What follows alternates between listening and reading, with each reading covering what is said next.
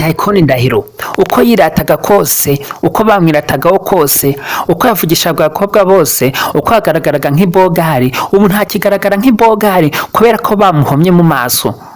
Akabari kamukubise ndetse na nyiri kabari kamukubise, uriya mukobwa wamukubise biravugwa ko ari umwana w'umukobwa ukiri muto wamukubise. Gusa ubushakashatsi bwakorewe muri Leta Zunze Ubumwe z'ibitekerezo byanjye bwasanze kunywa inzoga bishobora kugukurira ibibazo byinshi, harimo no gukubitwa cyangwa se ukaba waburira ubuzima nk'uko Ndahiro Tycoon byamugendekeye.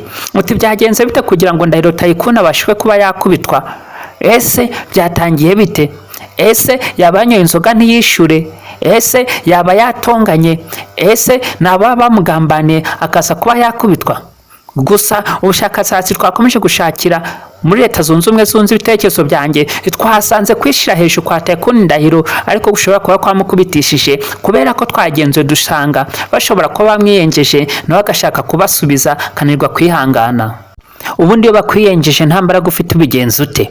Iyo bakwiyengeje uri muri kabari uregera nyiri kabari cyangwa se ukaregera mucoma mu gihe waramuka umwizeye. Mu gihe rero nta mbaraga ufite, irinde kurwanira mu kabari kandi umenye ko uri mu kabari wese aba ameze nk'umusazi, ashobora no kuba yakwegura icupa kari gutera ukaba waburira ubuzima. Nuko nk'uko Tycoon Ndahiro byabashe kuba byamugendekera, nyamara bamwiyengejeho ariko amaze kumwiyenzaho yananiwe kwikontrola, ananirwa kwihangana, aravuga ati umugabo wanjye nkanjye reka nze mbereke.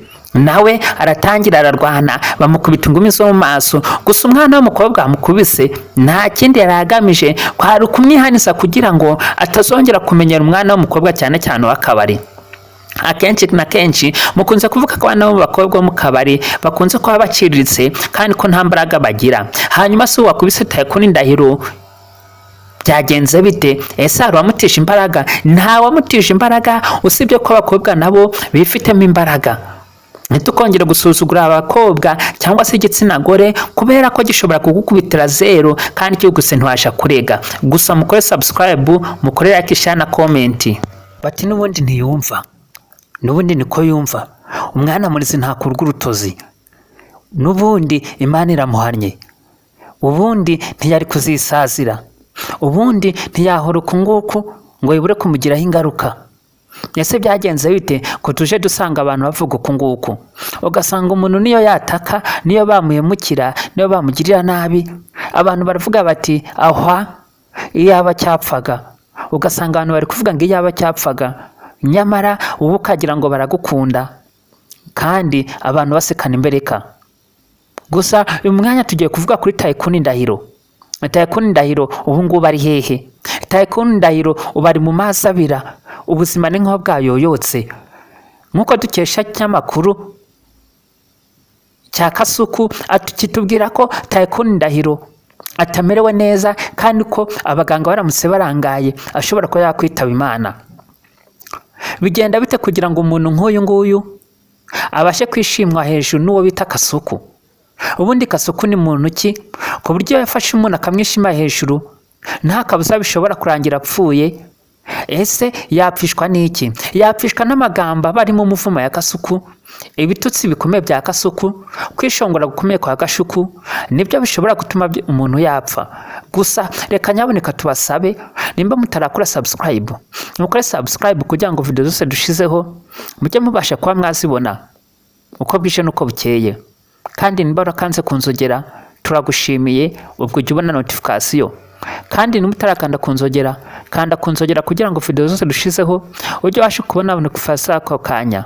Kandi nyaboneka niba ugira igeso yo kwihutisha video, uyu munsi niwihutishe video kugira ngo wumve amakuru yose ajyanye na Tycoon wita Ndahiro. Uyu Tycoon Ndahiro muramuzi ni cyamamare, ariko kuri uyu munsi ngashobora ko yakwituwe mu kabari. Ashobora ko yakwituwe mu kabari hejuru yuko yari yanze kwishura icupa rimwe rya mitsingi. Niko byaje kuba byagenda.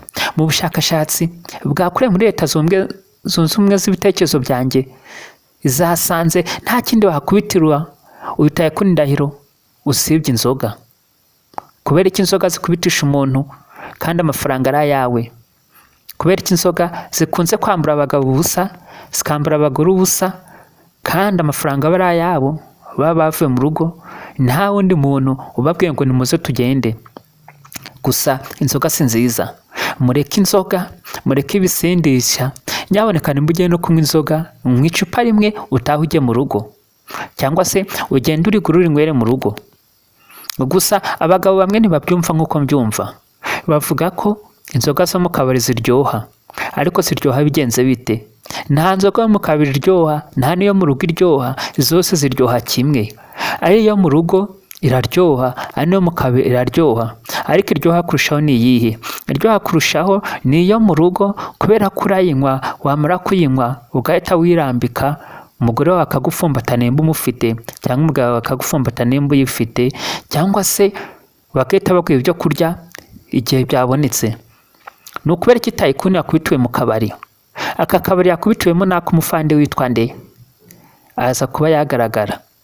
Kubera iki bakubita umuntu kugera kuri urwego, kugera ubwo bamupfuka, kugera ubwo bashaka no kumukuramo amaso?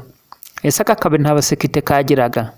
Gusa amakuru dukesha igitangazamakuru gikora ubushakashatsi muri Amerika, twasanze uyu Tycoon nta kindi azira ngo usibye umwana w'umukobwa yigeze gukunda. Amaze kumukunda, birashoboka ko yaba yaramwanze, amaze kumwanga akaba yaje mu kabari kwiyahuza inzoga, nubwo bitaje kuba byamuhira, ariko mu by'ukuri nta kiza cyo mu kabari. Gusa reka tubanze twihanganishe Tycoon Ndahiro, uko byari bimeze kose, ihangane inkoni waziriye kandi urimo no kwivuza. Abakwisekera nta kundi. Eka suku nawe niwe waduhaye izo nkuru, gusa ntumwiteho, ahubwo wowe turakwihanganishije. Tycoon Ndahiro, kubera icyo unywa inzoga, ugabanya inzoga, nibwo uzabasha kuba muri u Rwanda neza. Ubundi inzoga ni ikiyobyabwenge, vino ni umukobanyi, ushukwa nayo ntagira ubwenge. Uko niko biri ijambo ry'Imana ritubwira. Hanyuma se aka kabari Tycoon Ndahiro yanywereyemo kaba kitwa ngo iki? Ubu nyirakaherereye hehe? Ubu abakozi bakoreragamo baherereye hehe? Ese ubu kafunzwe? Bimeze bite? Hanyuma se wakubise Ndahiro ni umugore, ni umukobwa, ni umusore, ni umugabo? Gusa murasa kuba mwandikira muri komenti, ariko reka tubanze tubasabe, nyaboneka nimba utarakora subscribe ukande kunzogera, uhita ukanda subscribe, urayikorera rimwe kujya video zose ujye uzibona. Gusa Tycoon Ndahiro musanzwe mumenyereye, ubu ngubu arimo ararira yo kwarika. Abari bamuzi nk'igishongore, nk'umugabo ufite imbaraga, ubu ngubu yacitse amazi. Kubera iki? Kubera ko afite ibipfuko.